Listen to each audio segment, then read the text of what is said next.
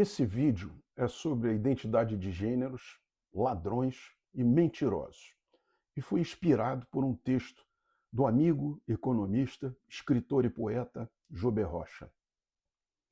Imaginemos que numa determinada manhã, todos os jornais do mundo estampassem a mesma manchete. Representantes oficiais dos alienígenas e dos fantasmas resolvem conceder uma coletiva de imprensa para declarar solenemente que não existem. A notícia seria recebida com espanto, não apenas pelo conteúdo da declaração, mas pelo paradoxo que ela encerraria. Afinal, para que alienígenas ou fantasmas pudessem afirmar sua inexistência, seria necessário que existissem, ao menos como sujeitos capazes de formular tal afirmação.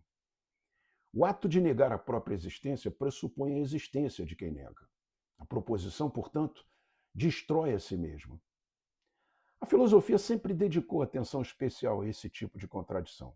Desde Aristóteles, o princípio da não contradição ocupa posição central na construção do pensamento racional. Uma coisa não pode ser e não ser ao mesmo tempo, e sob o mesmo aspecto. O simples ato de formular uma negação já confirma a existência daquele que a formula. Não é possível sustentar racionalmente uma afirmação cuja própria enunciação a invalida. Para o filósofo Ludwig Wittgenstein, o significado das palavras depende das regras dos jogos de linguagem em que são empregadas. Quando as definições se tornam arbitrárias e quando os termos deixam de possuir critérios minimamente estáveis de aplicação, a linguagem perde sua capacidade de descrever a realidade e passa a produzir confusão conceitual. O resultado é um universo em que palavras continuam sendo pronunciadas, mas já não exercem sua função primordial de comunicar algo inteligível sobre o mundo. Os homens, frequentemente, criam interpretações para tornar o mundo mais suportável ou mais compatível com seus desejos.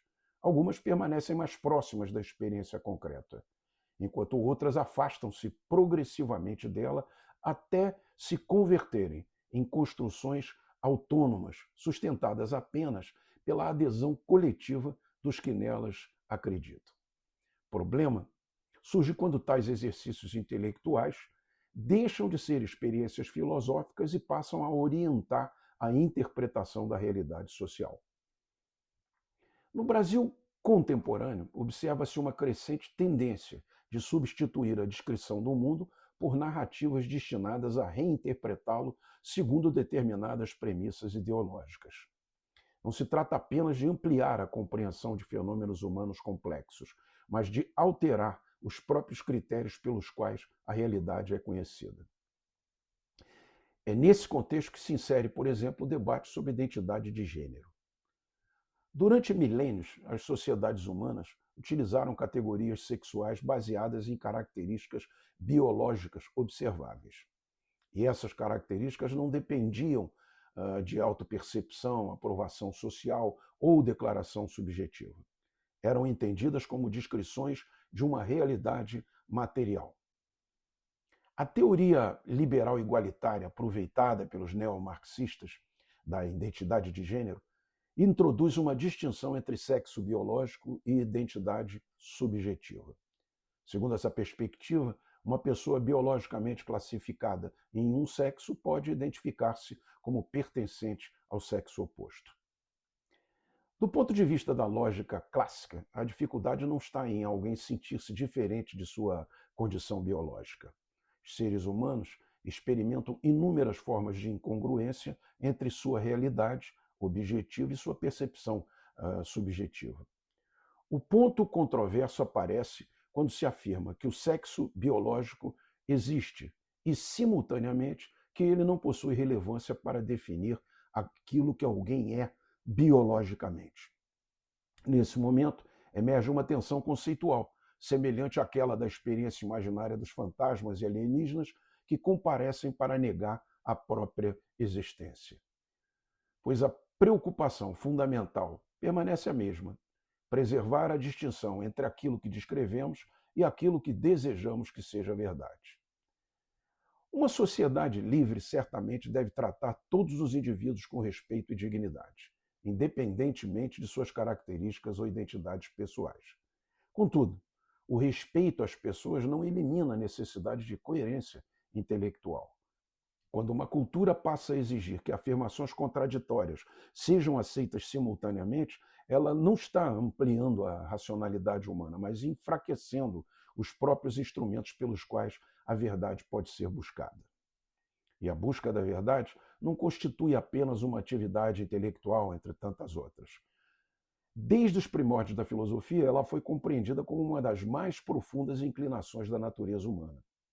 Esse desejo não nasce apenas da curiosidade, mas da necessidade prática de orientar a ação. O ser humano precisa distinguir o real do imaginário, o possível do impossível e o verdadeiro do falso. Sem essa capacidade, torna-se incapaz de planejar o futuro, construir conhecimento ou organizar a vida em sociedade. Ao longo da história do pensamento, dois grandes caminhos foram reconhecidos como instrumentos legítimos para a aproximação da verdade. O primeiro deles é a comprovação empírica, aquilo que pode ser observado, medido, testado, reproduzido ou verificado pela experiência. É o caminho das ciências naturais e da observação direta do mundo. O segundo é a dedução lógica, a capacidade de extrair conclusões necessárias a partir de premissas válidas. É o caminho da matemática, da lógica formal e de boa parte da filosofia. Embora frequentemente atuem em conjunto, ambos compartilham uma característica fundamental: não dependem da vontade de quem observa. A realidade observável e as regras da lógica permanecem as mesmas, independentemente de preferências pessoais, emoções ou de conveniências políticas. Quando uma sociedade abandona esses critérios e passa a tratar a verdade como mera construção subjetiva, abre-se espaço para um problema ainda mais profundo. Se cada indivíduo possuir sua própria verdade, então desaparece a própria ideia de verdade. E nesse cenário, não existe mais conhecimento compartilhado, apenas perspectivas em permanente conflito. O conceito de verdade torna-se, então, indistinguível do conceito de preferência. Certamente existem interpretações distintas sobre fatos complexos. Existem percepções parciais e existem limitações humanas na compreensão da realidade. Entretanto, a existência de interpretações diferentes não implica a existência de múltiplas verdades incompatíveis. 2 mais 2 não podem ser simultaneamente 4 e 5. Um acontecimento histórico não pode ter ocorrido e não ter ocorrido ao mesmo tempo. E uma proposição não pode ser verdadeira e falsa sob as mesmas condições. A verdade pode ser difícil de alcançar, mas sua própria natureza exige unidade e coerência. E essa característica confere à verdade um papel essencial no fator de coesão social. Uma comunidade política só consegue funcionar quando seus membros compartilham um núcleo mínimo de fatos reconhecidos como reais. As leis dependem disso, os contratos dependem disso, a ciência depende disso e a própria confiança social depende disso.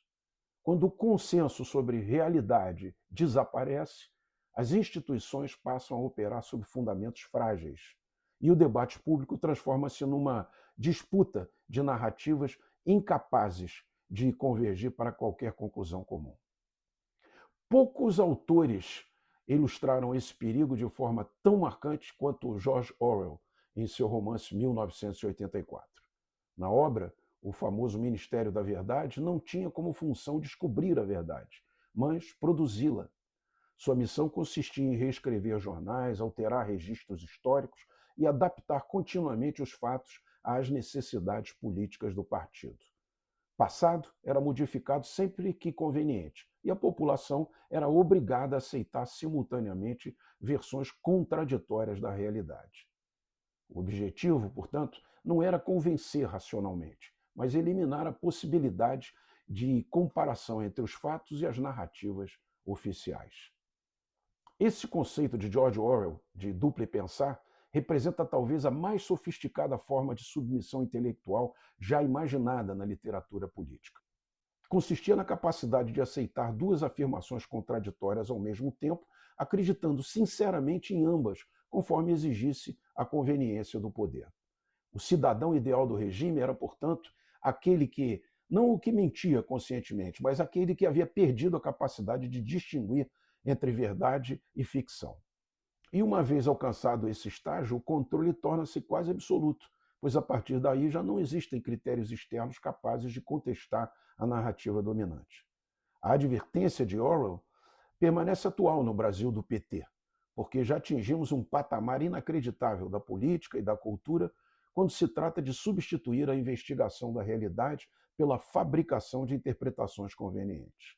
Sempre que narrativas passam a prevalecer sobre fatos observáveis ou sobre raciocínios logicamente consistentes, a sociedade brasileira se afasta do terreno da busca da verdade e aproxima-se do terreno da administração das percepções.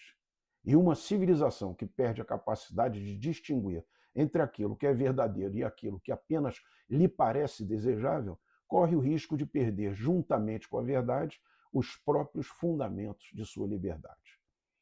No caso do Brasil, o verdadeiro desafio de nossa época é, portanto, o de nos mantermos capazes de distinguir entre a realidade e as narrativas construídas pelo regime espúrio atual, para reinterpretá-la. Porque no instante em que perdermos totalmente essa distinção, deixaremos de discutir o mundo como ele é e passaremos a disputar apenas versões concorrentes daquilo que gostaríamos que ele fosse.